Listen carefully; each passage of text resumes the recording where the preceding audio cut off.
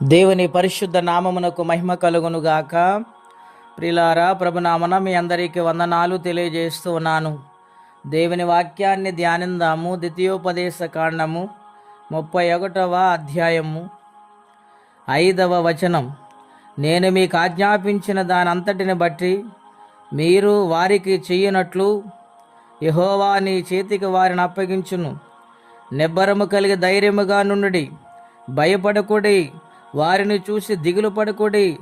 నీతో కూడా వచ్చువాడు నీ దేవుడైన యెహోవాయే. ఆయన నిన్ను విడివడు, నిన్నెన్నడు ఎడబాయడు. ప్రియులారా, పరిశుద్ధాత్మ దేవుడు ద్వితీయోపదేశ కాండ గ్రంథము నుండి మనతో మాట్లాడుచున్నారు.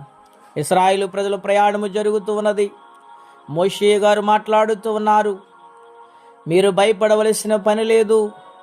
దేవుడు వాగ్దానము చేసిన వాగ్దానము ఆయన సంపూర్తిగా నెరవేర్చే దేవుడు గనుక మీ ప్రయాణములో ఎటువంటి భయపడవలసిన అవసరం లేదు.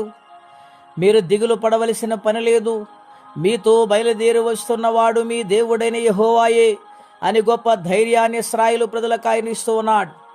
ప్రియులారా, దేవాతి దేవుడు మనతో నడిస్తే, ఆయన మనలో ఉంటే ఎన్ని అద్భుతాలు జరుగుతాయో అలాగని ప్రియులారా నాడు ఇశ్రాయేలు ప్రజల మధ్య జరిగే ప్రియులారా, ఈ కడవరి దినాల్లో దేవుడు మనతో రావాలని, మనతోనే పెనుగులాడాలని, మనం ఆయన సహవాసములు ఉండాలని కోరుకోవాలి.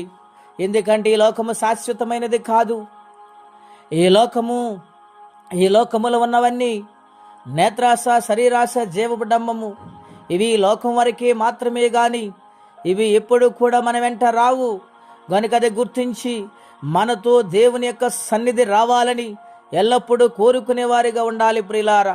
అప్పుడే ఎటువంటి సమస్యను తీరుతుంది, ఎటువంటి ఆర్థిక పరిస్థితులైనా సరైపోతాయి, ఎటువంటి కొరతలైనా తీరిపోతాయి.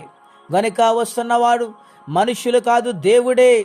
ఆ యొక్క సర్వశక్తుడంతైన దేవుడు మనతో వస్తే గొప్ప దీవెన కలిగిద్ది. అటువంటి దీవెన మనం అందరం పొందుకోవాలని ప్రతి ఒక్కరూ కూడా ఆయనతో సహవాసము చేసి సమాధానము, నెమ్మదిని కలిగి జీవించాలని కోరుకుంటే ఈ మాటలు నేను ముగిస్తూ ఉన్నాను. ప్రార్థన. పరిశుద్ధుడైన మా తండ్రి, ఘనమైన మీ నామము కొరకై స్తోత్రములు. ఆనాడు ఇశ్రాయేలు ప్రజలతో ప్రయాణము చేసిన దేవా, ఈనాడు మాతో కూడా ప్రయాణము చేయండి. తెలిసి తెలియని అపరాధములు క్షమించండి.